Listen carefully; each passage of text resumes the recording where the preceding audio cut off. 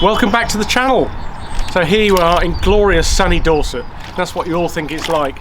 Now, it hasn't really been like that for the last couple of weeks since I did my last post. I think when I did my link last time, we were just starting to dig the footings. The guys got all of that done, and then it rained, and it rained.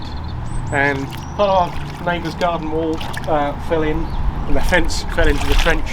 So the guys lost a day or so having to dig all of that back out again. Got all the footings done for the cement lorry to come on the Tuesday after the last bank holiday. I think we had 5 or 6 cement lorries lined up to fill the trenches both on this side of the house and on the other side. We turned up after a weekend away at about 10 o'clock. The pump was all set up. They started pumping all the cement, and just after the first lorry was finished, the pump failed. So we had a queue of cement lorries up the street with cement going off in them, and a cement pump that kept blowing the fuse every time they tried to use it.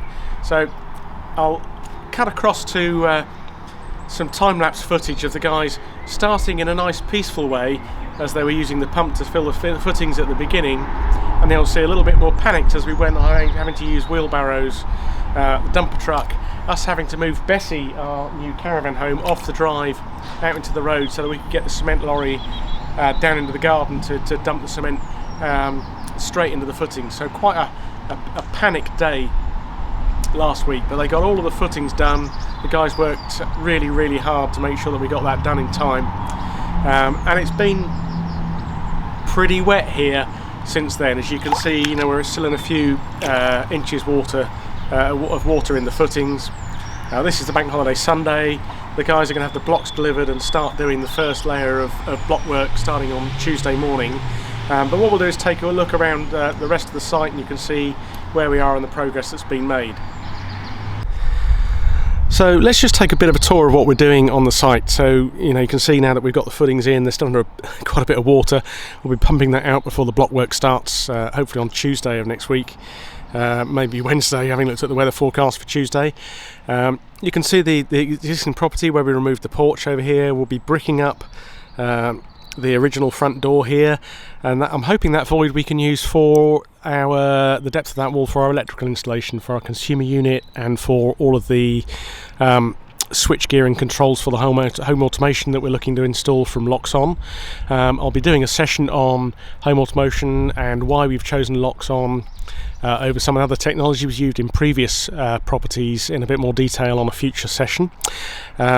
We'll have a hallway that goes from the front sort of 2/3 of the way along the back there. In the back corner will be my home office.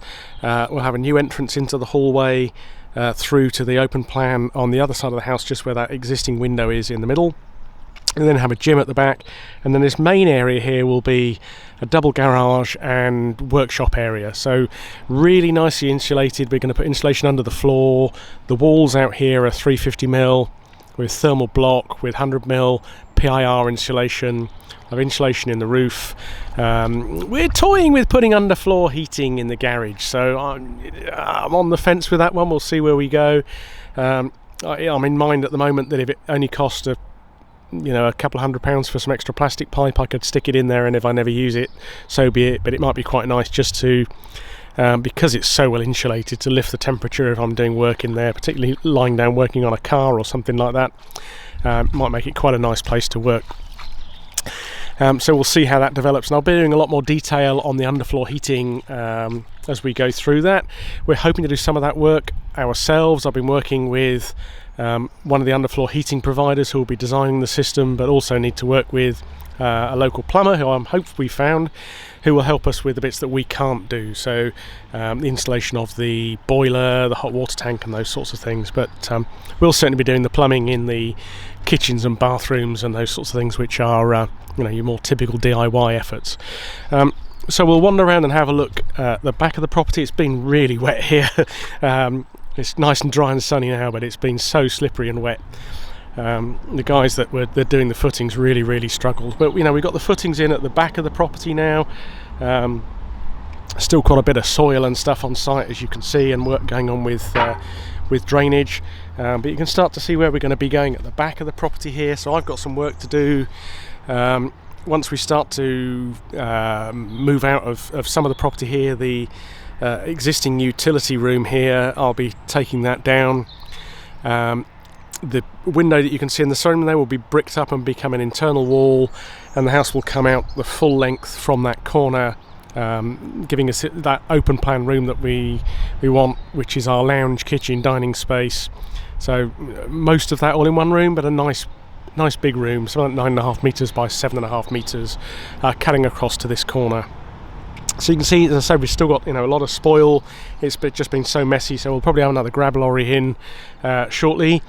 Did a lot of work with some help from the guys doing the footings to make the site a bit more accessible, because we had to get the caravan in. So this entrance that we have from the back here we got a not sure I showed it, we actually got a grab lorry stuck here on the second day of doing the footings, and we had to get a second grab lorry to pull the first one out. So we've put a lot of the hardcore under here. I think about 6 bags of MOT, which we've compressed down with the digger to make the garden more accessible to get the materials in. And once that was done, we had my sister and brother-in-law over for a couple of days, who were super helpful with getting this finished. But also with their assistance, we've managed to move our temporary home, Bessie the Bessie car caravan, into the garden. So we've said, because of that underfloor heating that we're going to be putting into the bungalow for a period of weeks or maybe months, let's see, we're not going to be able to live in there. We'll have no kitchens or bathroom facilities, so we'll be moving into the caravan with our daughter. We've managed to get this. It's a 2006 van in pretty good condition. It's got heating in it, nice shower, effectively a couple of bedrooms, so pretty well equipped. Just looking at the challenges of how we keep permanent electricity and water to that, so that we can move out the bungalow, and obviously most importantly Wi-Fi as well, so that we can continue to be connected to the outside world and post you these updates. So a lot happening here. As you can see, it's pretty messy.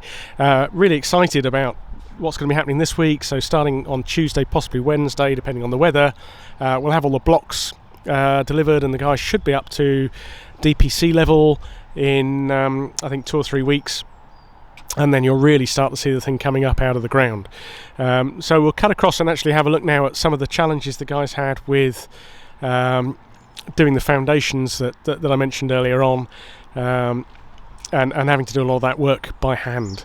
So I hope you found the update on this week's session useful. I'll be digging into further detail on future sessions in lots of interesting areas, like the home automation that we're planning to put in, the heating choices that we're making, the solar choices that we're making. Some of these are still not nailed down, so as we go through these, I'd really appreciate people's comments. If you've looked into these things, if you've investigated them yourselves, any feedback, I'd really love that. Also, I'd love you to remember to click the bell to say you like this post, and subscribe to the channel. It's been really great to get the comments that we've had back from people talking to us so far. I think we're at 59 subscribers, which I think is fantastic, but we're getting 150, 200 views on some of these films. So really enjoying doing it, really enjoying the feedback.